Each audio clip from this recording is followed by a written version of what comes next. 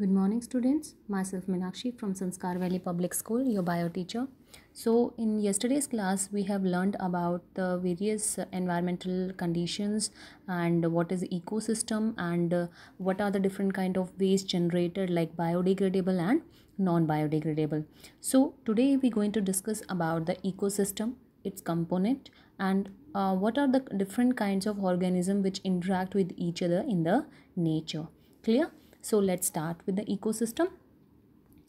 All organisms such as plant, animals, microorganism and human beings as well as all physical surrounding interact with each other and maintain balance in the nature.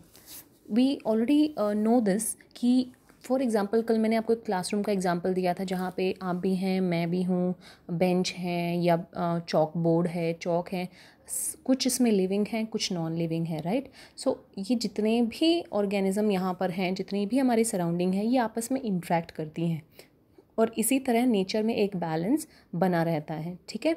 All the interacting organism in an area together with the non-living constituent of the environment form the ecosystem. So इसका मतलब कहने का क्या मतलब है, ecosystem में living components भी हैं और non-living components भी हैं जिनके बीच में लगातार interaction होता रहता है, right, which maintain balance in the nature.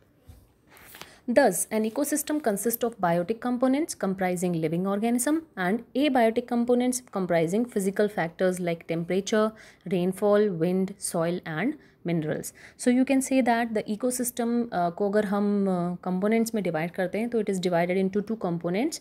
One is biotic, the other one is abiotic. Biotic में क्या आएंगे, सभी living ऑर्गेनिज्म, और एबायोटिक में जितने भी हमारे फिजिकल फैक्टर्स हैं, temperature, light, rainfall, wind, soil, air, mineral etcetera. Clear. Next, for example if you visit a garden you will find different types of plant. You will see grasses, you will see long trees, you will see some flowers on the plant like rose, jasmine, sunflower etc. right. तो अगर आप किसी garden में जाते हो तो आपको ये सारी चीज़ें देखने को मिलेंगी. And you will see also the organism animals like frog, insect, bird etc. right. So जब आप किसी गार्डन में जाते हो तो वहाँ पे आपको लिविंग, नॉन लिविंग सभी तरह के जो ऑर्गेनिज्म हैं आपस में इंटरेक्ट करते नज़र आएंगे. All these organism, living organism interact with each other and their growth, reproduction and other activities affected by the abiotic component of the ecosystem. Yes. तो अब फॉर एग्ज़ाम्पल मैं आपको उससे पहले कि इतना डीप में हम जा रहे हैं तो मैं आपको ये बता दूं, इकोसिस्टम दो तरह के होते हैं, एक आर्टिफिशियल और एक नेचुरल. नेचुरल इकोसिस्टम वो होते हैं जो नेचुरली नेचर में प्रेजेंट होते हैं. फॉर एग्ज़ाम्पल फॉरेस्ट, ठीक है, नेचुरली प्रेजेंट है, आप नहीं बनाते, it is present naturally in the ecosystem, right. Ponds, lakes, ये सब क्या है, natural ecosystem.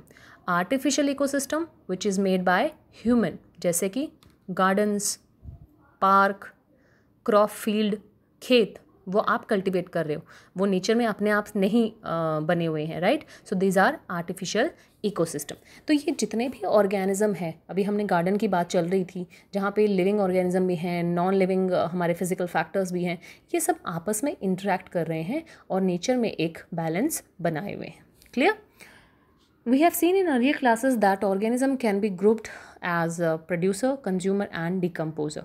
Yes, this is very interesting topic कि कोई भी जो organism है ecosystem में, it is divided into three classes. One is producer, second is consumer and the third one is decomposer. So producer, the name indicate, that means it produces something, right. These producers are the organism which produce their own food. They do not depend on others for their food. They uses organic compounds like CO2, water. In the presence of sunlight and chlorophyll, they make their own food. इसमें example दे सकते हैं आप. Yes, this is the process of photosynthesis and the examples are all green plants, certain blue-green algae and certain bacteria that contain pigments. Clear.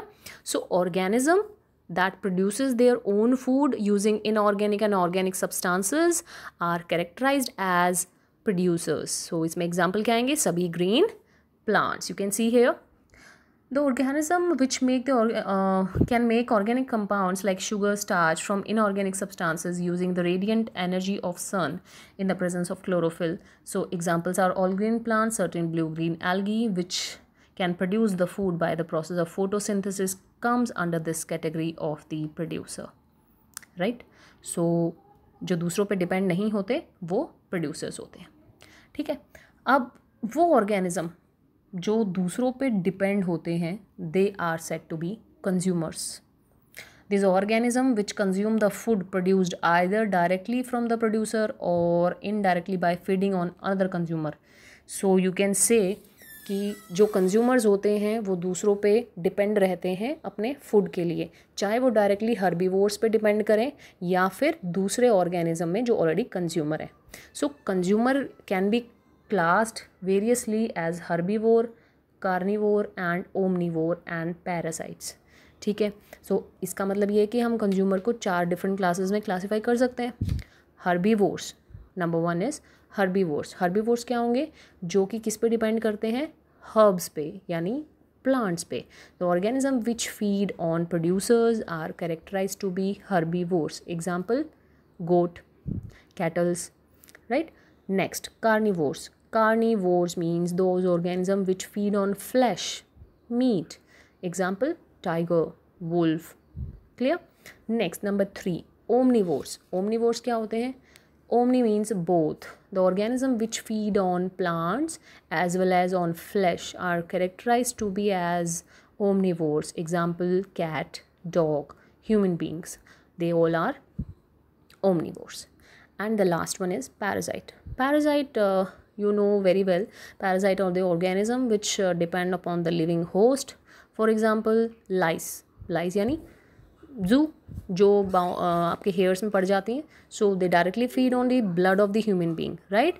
So parasite endoparasite भी हो सकते हैं and एक्सोपैरासाइट भी हो सकते हैं. Endoparasite which lives inside the body and exoparasite which lives outside your endoparasite which lives inside your body and exoparasite which lives on the surface of your body. So can you give some examples of each of these categories of consumers? I have already given you, right? Herbivores, all plant. Carnivores which feed on flesh like tiger, and omnivores which feed on plant as well as flesh, that is crow, cat, dog, and parasite, lice. Clear? Now imagine the situation where you do not clean aquarium and some fish and plant have died. Have you ever thought what happens when an organism dies? The microorganism comprising bacteria, fungi break down dead and remains waste product of the organism.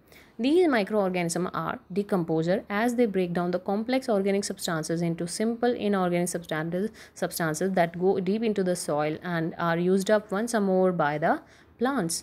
Yes, इसका मतलब जो third category थी हमारी decomposers की, वो बहुत ही ज़रूरी है नेचर के लिए for the recycling of the minerals. जो भी एनिमल्स, जो भी प्लांट मर जाते हैं, डाई हो जाते हैं, उसके बाद उन पे डीकम्पोजर फीड करते हैं.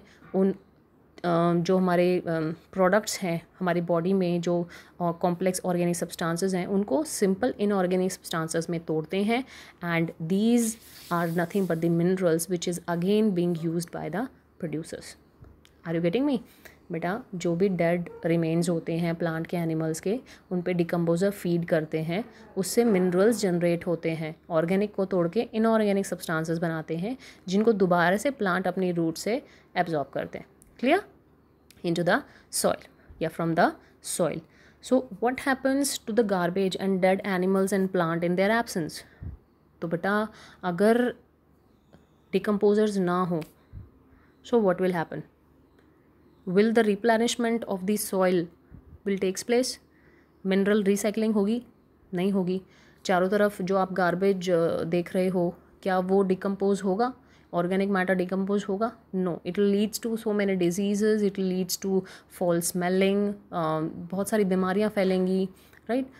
फॉल स्मेल आएगी. तो डिकम्पोजर्स जो जहाँ की बहुत मायने रखते हैं हमारी नेचर के लिए। Clear, you can say they are the natural cleaner of our ecosystem. Clear, तो इन्होंने एक क्वेश्चन पूछा था यहाँ पे, imagine the situation where you do not clean the aquarium and some fishes and plant have died.